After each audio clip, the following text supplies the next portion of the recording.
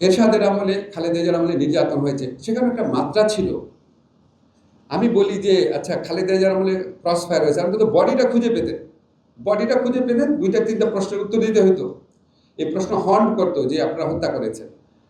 উনি এসে বডি শুদ্ধ গায়েব করে দিল এবং বলতো ওনারা তো পাওনাদারের ভয়ে পালিয়েছে বা আপনার বউয়ের অত্যাচারে পালিয়েছে। কি পরিমাণ ইচ্ছামি করতে পারে! ইলিয়াস আলীর পরিবারকে, ইলিয়াসকে হত্যা করে তার পরিবারে তার বাচ্চাকে বলে নিয়ে আদর করে। আমার খালি মনে হয় কি ওনার উপর একটা খুব নিউরোলজিক্যাল, সাইকোলজিক্যাল, ফিজিক্যাল একটা ডিটেইল অনেকগুলো পিএইচডি হওয়া উচিত, একটা মানুষ কিভাবে এটা করতে পারে। এবং আপনারা যদি আয়না ঘরগুলা দেখেন, আই উইশ আপনাদের প্রত্যেকে যদি দেখাতে পারতাম।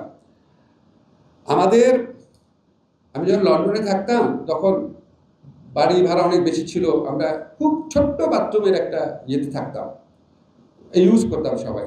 আমরা বলতাম যে কবরের মতো বাথরুম, মানে বেসিনটা চাইছিল এইটুকু, এত ছোট বাথরুম। আমার মনে হয় এটা কোনো বাথরুম হইতে পারে? কিভাবে মানুষ বানায়?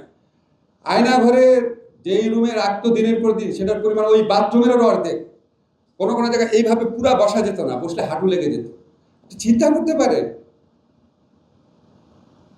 মানে আপনি যদি দেখেন না, মানে সহ্য করতে পারবেন না।